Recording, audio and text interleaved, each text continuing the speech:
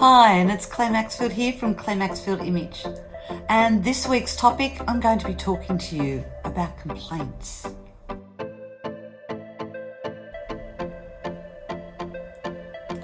So why do people complain? There's generally two reasons. One, as a friend of mine would say, they're a pest. They just want to get money back, they're annoying. There are people who I believe are habitual complainers because they know that if they're loud enough and noisy enough, they get their money back and they get to keep the goods. So they're your pests. There are also the people who are generally concerned about your business, who generally want you to improve and are just sharing their feedback. They're the ones you need to listen for. And it was this experience that I had the other week that inspired me to do this topic today. So I thought I would share with you not only the things to be aware of with complaints, but how to react to them and how to make sure your staff are doing the utmost to protect your business. Because that's what I've found when I've gone in and done a lot of staff training in various companies.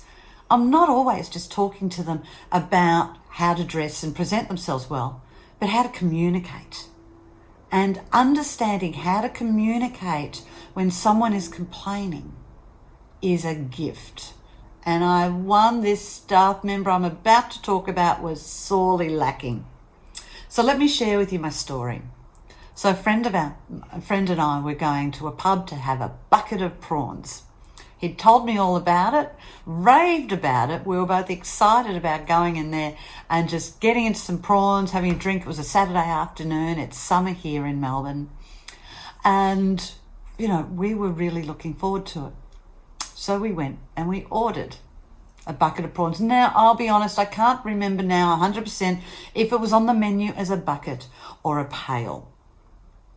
Okay, bucket, you really are picturing something quite large. In fact, I was almost thinking, often the beer buckets you get when you go out. That's the sort of size I was thinking about, that round. And I honestly assumed they'd have it loaded up to the top with ice and, a few prawns on top. But, I didn't think it was just going to be full. Anyway, out to the table came just like a cereal bowl, not even a deep one, just a shallow bowl this big, lettuce on it, bed of limp lettuce, and there was 6, I counted them, very ordinary prawns that weren't even fresh. They were mushy and had obviously felt like they'd been frozen, defrosted. They weren't good. We both looked at each other and went, didn't live up to its hype.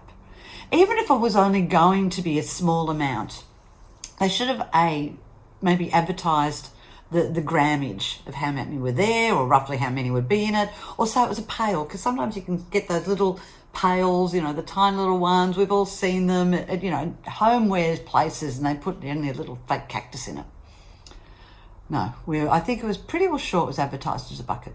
Anyway, so we weren't happy. Not happy, Jan, not at all. And over came the server. And he said, so how was it? Did you enjoy it? And we went, no. No, we didn't. Now, he had two options here.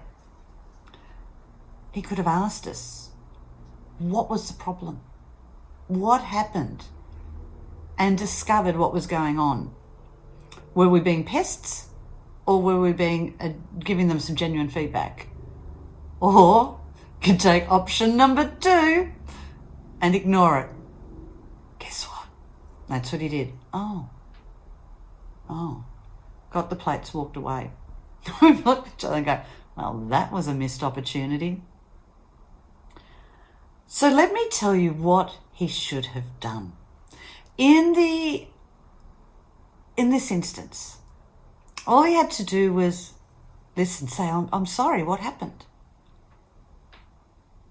And even, just repeat back. So it was about, what was on the menu and then what you received. So it was expectations. Yes. Then what he should have done is say, what would you like me to do? And we said, look, we're just passing on our feedback. We ate them. It's obvious we ate them. So, that's it. And then he could have told the chef, and they could have looked at, maybe there was a problem with the prawns that they're not aware of. But he didn't. He walked away. And this reminds me of another experience I've just had recently. I purchased something online. I was told it was delivered. There was no, it was actually some rapid antigen tests. So that was something I was waiting to receive. And I looked, they said they'd been delivered, and I looked in the front yard and I looked around the letterbox and they weren't anywhere. And I sent in an email, I'm sorry, it's not there. And the email came back, oh, I'm sorry, we have them showing as delivered. Please check with the neighbours, check with family members. Someone may have picked them up on your behalf. Okay, whose signature? I was about to start following up, and then out of the blue comes a text message. Your order will be there in 1 minute. Hang on. A minute ago, I was reading an email saying my order had been delivered and signed for, and now I'm getting it there in 1 minute. So 2 days later, I receive, are you happy with email? Are you happy with your delivery? I said, yes, but I just want to share with you a story here. So you told me it had been delivered and signed for, but then I received a text message to say it was on its way. So you just might want to check the processes you have in place, because clearly your messaging is maybe coming from two different places. I'd just like to say thank you. They are here, but as you'll see, the systems are out. I received another email back. I'm dreadfully sorry, we're out of that stock now. I'm afraid we cannot supply you. Would you like a full refund? I really should have just said yes, but I wasn't going to, because I had the product in my hand. And I went, that's not necessary. If you'd actually read my email, and I went through the whole thing again. So both instances, totally different outcomes, but no one listened. And in both instances, I kind of felt, customer service is greatly lacking. And this reminds me of a third instance. So as many of you know, I was a flight attendant. And I was a cabin manager with the now defunct Ansett Airlines, who we all still love and adore, those of us who used to work there. And I had this lady come on. And she came on and she was most upset about something. And I said to her, are you okay? And she's like, no. And I said, look, I'll come down and talk to you during the flight. We're at boarding. Anyway, during the flight, I went down, and there had been a problem on the way to the airport, and there'd been a problem at check-in, and then there'd been a problem with her bag, and then there'd been a problem with her seat allocation, and now there was a problem with her, I think we're going into Sydney, with something else. Can I tell you, all the way through, there was nothing. I couldn't even call ahead to help with anything. And then, I listened to her and I said to her, look, I'm so sorry all that happened to you. I don't feel that there's anything I can do. Is there anything I can do to make it better? And she said, no, but you've been a great help.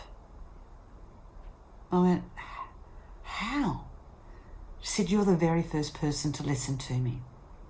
She knew there was nothing, but she was just so frustrated with the ineptitude that had happened along the way in different departments, and also with different areas. So it wasn't all just, it wasn't just the airline. It was all around. She just needed someone to listen to her. She came off and she said, thank you so much. All I did was listen.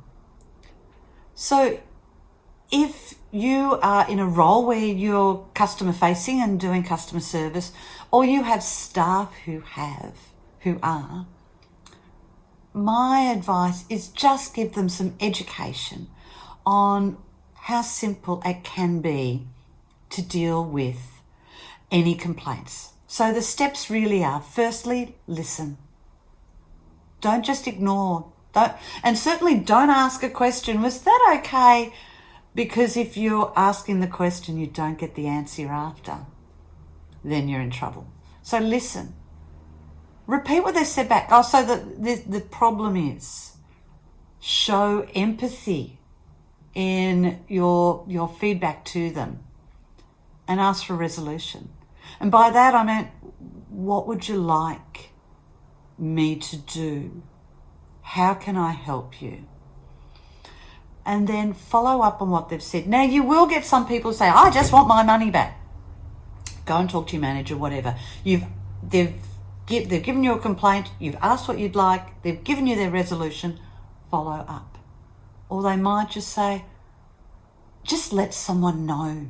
Let someone know that the prawns might be off. Let someone know that maybe you want to change what's on the menu so people are more aware and they don't get let down.